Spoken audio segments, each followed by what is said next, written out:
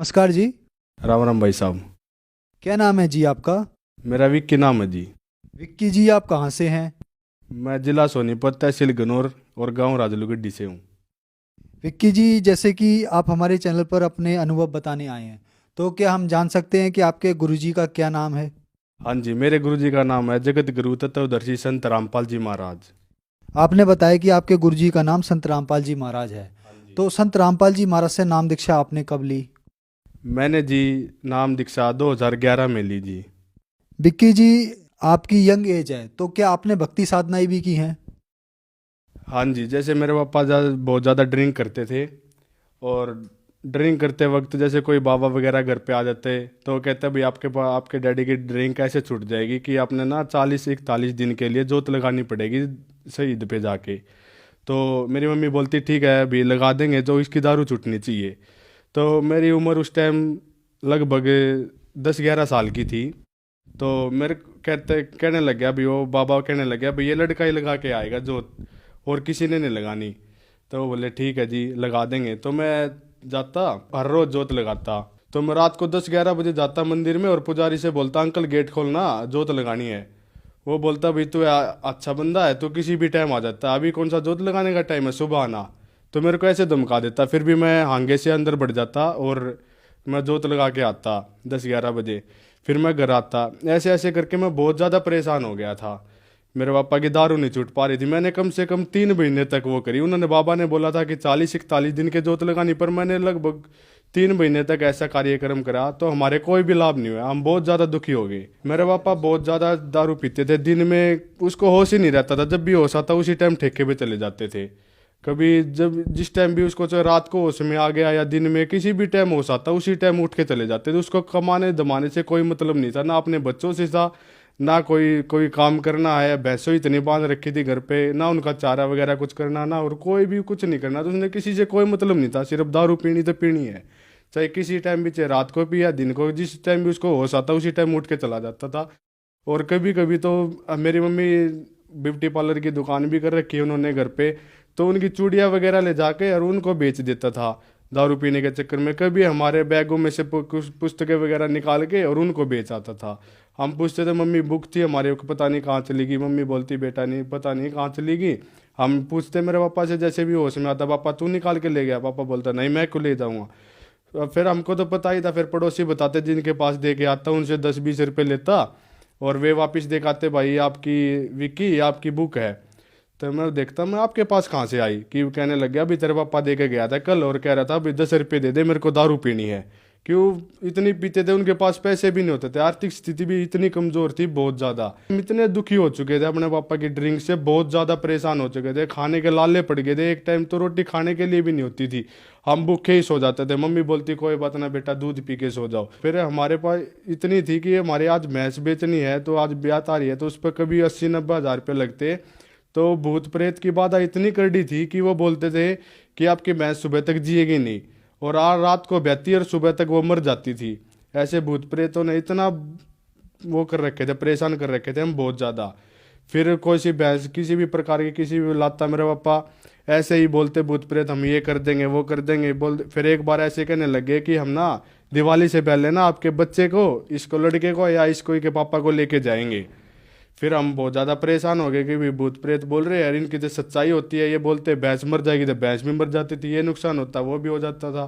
सारे नुकसान इतने ज़्यादा जो वो बोलते थे ना वो बात सारी सच हो जाती थी।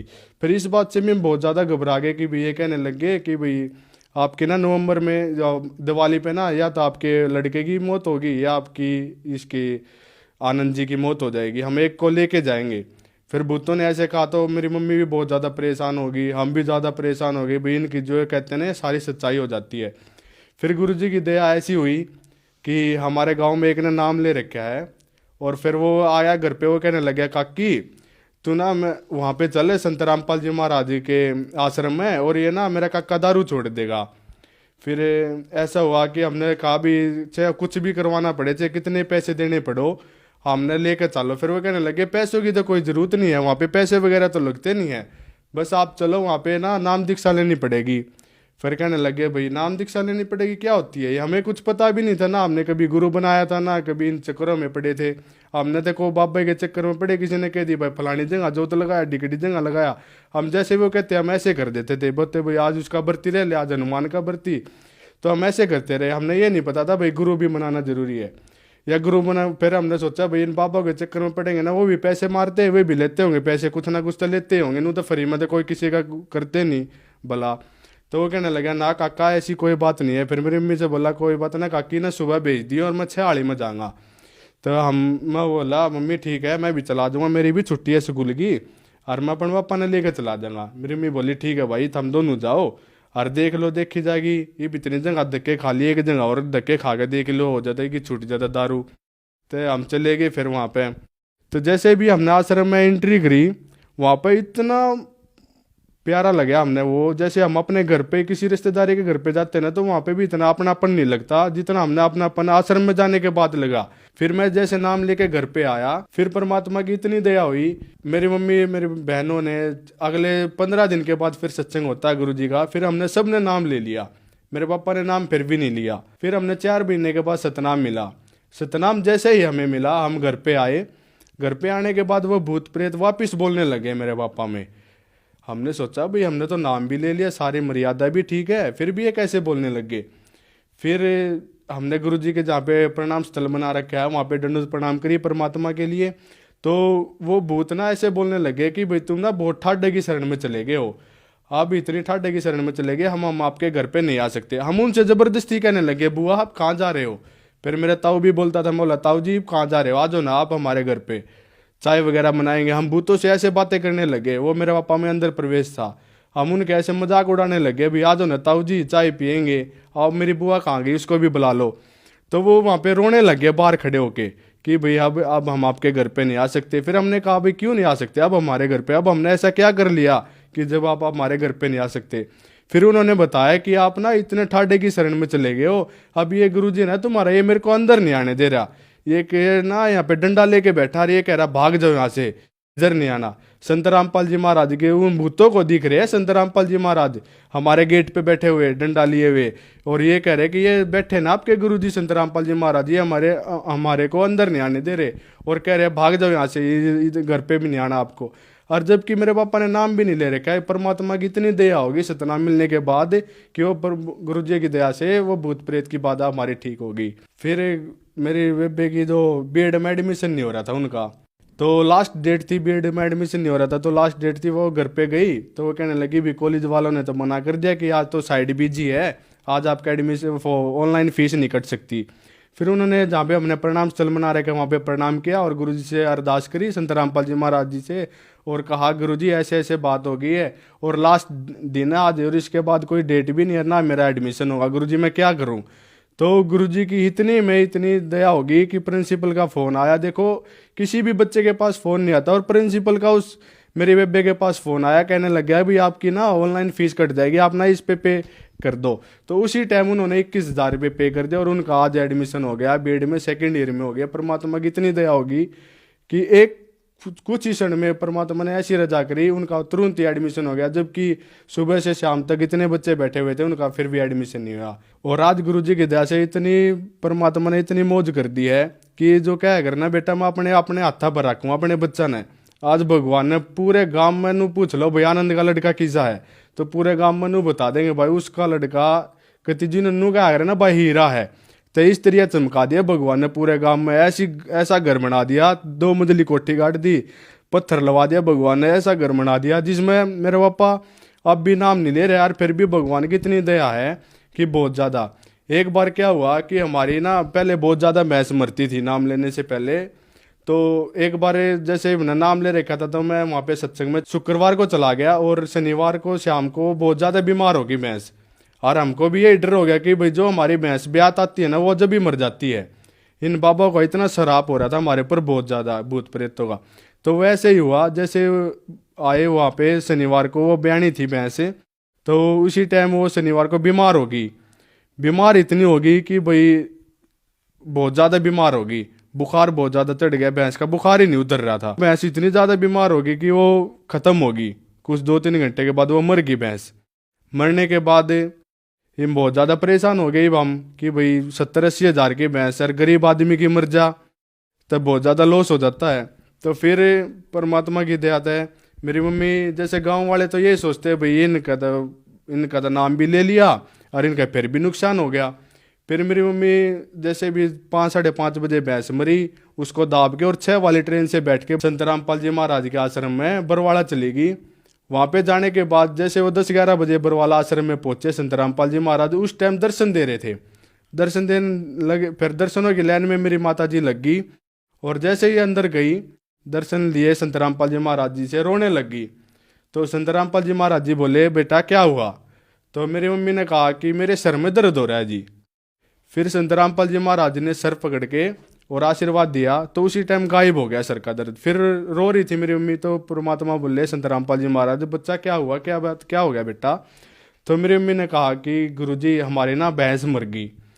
तो गुरुजी ने कहा, बेटा भैंस, यह बात थी? तो गुरुजी वो बोले, हाँ गुरुजी। तो गुरुजी बोले, परमात्मा कबीर साहिब इतनी दया करेंगे बेटा कि 1 साल में आपका 10-10 दे होंगे। आपकी तो एक भैंस मरी और परमात्मा 10-10 दे होंगे आपके। तो ऐसा ही हुआ। जैसे कि हम घर पे आए, घर पे आने के बाद मैं तो आश्रम में ही था। घर पे आने के बाद बताया मम्मी ने ऐसे ऐसे बात होगी, पड़ोसी मजाक उड़ा रहे, इनका क्या लागी है, या तो दूसरे दिन सत्संग में चली गई, इसका क्या होया है, इनकी तो भैंस मरी, इनका तो कोई असर भी ना होया। अरे गुरु जी की दया से 1 साल के अंदर 10-10 भैंस बांध दी परमात्मा ने हमारे घर पे। बांधने के लिए 4 भैंसों का रहा है, फिर वहाँ पे गुरुजी ने 10-10 भैंसों का रजिस्ट करवाया।